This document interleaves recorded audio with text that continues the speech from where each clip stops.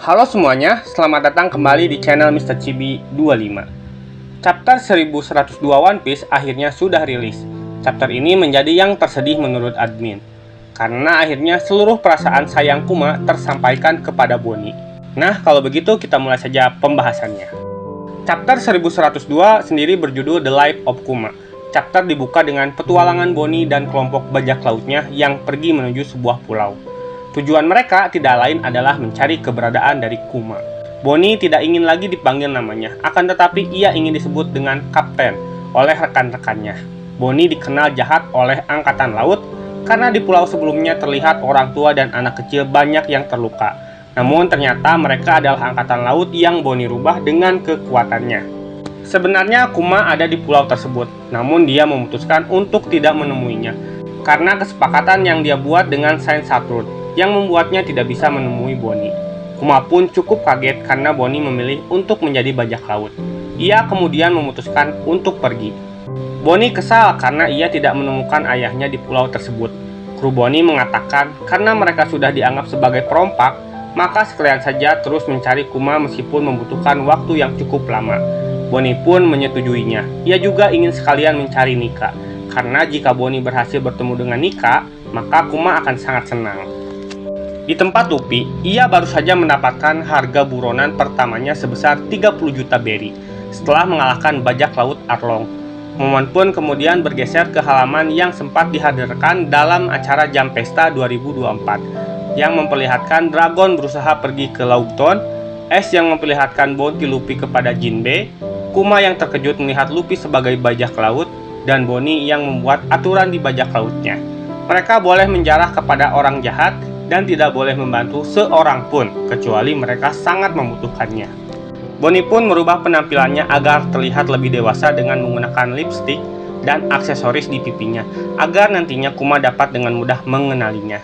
Ia juga berencana membuat namanya semakin terkenal, agar bisa menarik perhatian ayahnya.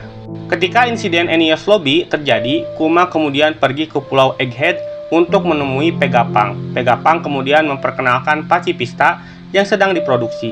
Mereka juga kemudian membahas tentang insiden Enies Lobby. Kuma sendiri kemudian mengungkapkan fakta sebenarnya tentang Luffy, anak dari Monkey D. Dragon. Kuma melakukan hal ini karena menurutnya pada akhirnya Vegapunk akan tetap mengetahuinya dari ingatan yang dia miliki. Vegapunk benar-benar terkejut mengetahui jika Luffy adalah anak dari Dragon. Kuma kemudian mengatakan bahwa dia benar-benar penasaran bagaimana kemudian seorang anak yang memiliki kekuatan karet menantang pihak pemerintah dunia. Hal ini seolah mirip dengan idola Kuma yaitu Nika. Vegapunk hanya tertawa sambil mengiyakan hal tersebut. Momen kemudian bergeser saat insiden Thriller Bark. Kita melihat semuanya dari sudut pandang Kuma, di mana dia melihat Luffy dan kru topi jerami bertarung menghadapi Gekko Moria. Kuma sempat bertarung dengan kru topi jerami dan berhasil mengalahkan mereka. Kuma mengaku bahwa diutus oleh pemerintah dunia untuk membunuh seluruh bajak laut topi jerami dan membawa kepala Luffy. Zoro bahkan sampai memohon untuk menukar nyawanya dengan Luffy, karena ia percaya bahwa Luffy di masa depan akan menjadi seorang raja bajak laut. Kuma menyetujuinya dengan syarat Zoro menanggung semua rasa sakit Luffy setelah melalui semua pertarungan di Thriller Bark. Menurut Kuma, luka yang akan ditanggung Zoro cukup untuk mengalahkan dirinya. Namun Zoro berhasil melaluinya dan masih bisa bertahan hidup. Kuma mengakui bahwa Luffy memiliki teman-teman yang hebat seperti yang diharapkan dari seorang anak sang pemimpin pasukan revolusi Dragon. Pasca peristiwa tersebut, momen kemudian kembali bergeser ke Sabaody. Kuma kemudian mendapatkan panggilan untuk bersiap menghadapi Shirohige, di mana kita melihat momen perkenalan dari Bonnie yang sedang makan di restoran di Pulau Sabaody. Dalam momen tersebut terungkap jika sebenarnya Kuma ada di luar restoran tempat Bonnie berada. Dia sengaja bersembunyi agar tidak bertemu dengan Bonnie. Kuma pun tersenyum ketika melihat Bonnie sudah tumbuh menjadi sosok bajak laut yang kuat. Ini akan menjadi yang terakhir kalinya Kuma melihat Bonnie. Kuma kemudian mendengar insiden besar yang terjadi di rumah lelang tempat perdagangan manusia. Kuma mendengar ada bajak laut yang berani menyerang Tenryubito, sehingga Angkatan Laut akan mengirim kapal perang ke Pulau Sabaody. Kuma kemudian pergi ke atap bangunan tersebut. Menyerang seorang Tenryubito adalah hal yang tabu. Ditambah Pulau Sabaody dekat dengan markas Angkatan Laut, sehingga melakukan hal tersebut sama saja dengan bunuh diri. Kuma kaget setelah melihat pelaku penyerangan Tenryubito, yang tidak lain adalah Luffy dan rekan-rekannya. Kuma melihat Luffy melakukan penyerangan hanya untuk melindungi seorang manusia ikan. Belum ada yang pernah melakukan tindakan tersebut selama ratusan tahun, bahkan ribuan tahun. Ini sama dengan sebuah pengkhianatan. Kita juga kemudian melihat insiden pertarungan melawan Admiral Kizaru dan Pacifista dari sudut pandang Kuma. Kuma melihat Luffy yang kewalahan menghadapi Kizaru dan Pacifista. Kuma sempat bergumam di dalam hati. Ia berharap Ivankov dan Dragon bisa memaafkan dirinya. Ia tidak bermaksud meninggalkan mereka tanpa sepatah kata pun. Namun, dengan menyelamatkan bajak laut topi jerami dan juga Bonnie, Kuma akan meninggalkan jejak bisunya lewat mereka. Masa depan mereka akan menjadi satu-satunya peninggalan Kuma. Melihat teman-temannya menghilang satu persatu, Luffy menangis dan mengaku tidak bisa menyelamatkan para nakamannya. Kuma hanya menunjukkan level kekuatan yang harus ia lewati nantinya di dunia baru. Untuk saat ini, Luffy dan teman-temannya belum siap. Untuk sekarang, mereka jangan dulu pergi ke sana. Mereka perlu mempersiapkan diri terlebih dahulu. Kuma sendiri meyakini jika Luffy adalah orang yang akan mampu menyelamatkan dunia suatu hari nanti. Sen Saturn menyuruh Vegapunk memasang sistem keamanan tambahan di mana sistem tersebut merupakan alat untuk meledakkan diri kepada Kuma. Namun Vegapunk sendiri masih berusaha untuk bernegosiasi dengan Sen Saturn terkait hal tersebut, yang mana gagal untuk ia lakukan. Sen Saturn ingin Vegapunk menghapus semua ingatan Kuma tanpa tersisa sedikit pun. Jika tidak, maka ia tidak akan memaafkan Vegapunk. Sen Saturn juga orang Sen. Jika Vegapunk berniat menipunya, tentunya itu akan percuma. Vegapunk pun sangat kesal dengan keputusan tersebut, karena nantinya Kuma tidak akan bisa bereuni dengan Bonnie. Kuma sangat senang mengetahui perasaan Vegapunk kepada Kuma. Ia bisa mendengar pembicaraan Vegapunk dengan Sen Saturn karena memiliki pendengaran super yang diberikan Vegapunk.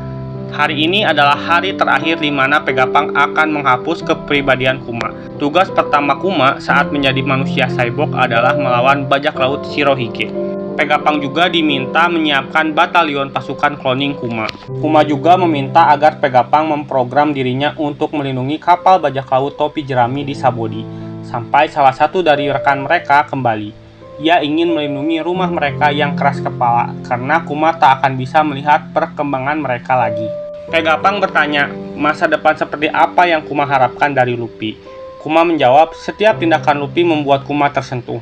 Nika mungkin seorang legenda, namun jika ada seorang pahlawan di luar sana yang mengubah lautan, Kuma yakin pasti itu Luffy. Menurut Vegapunk, cukup lucu karena seorang pasukan revolusi menempatkan harapannya kepada seorang bajak laut. Vegapunk lalu meminta Kuma mengeluarkan ingatannya sesuai janji Kuma untuk ia pelajari.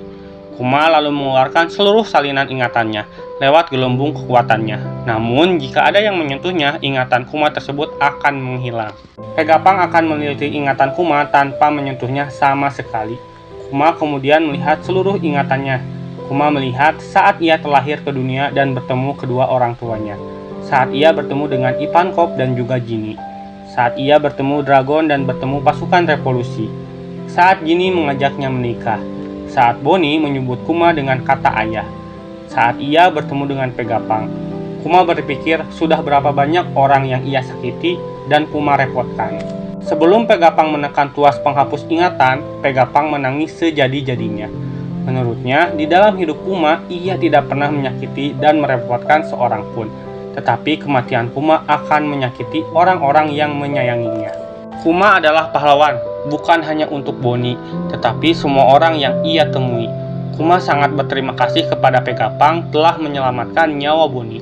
Ia pun meminta tolong jika ia bertemu lagi dengan Bonnie, tolong katakan kepada Bonnie, selamat ulang tahun yang ke-10. Tuas kemudian ditekan, Vegapunk tidak hentinya menangis. Cahaya kemudian menyinari Pulau Egghead.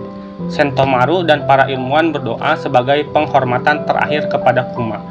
Wajah Kuma kini terlihat kosong layaknya sebuah robot.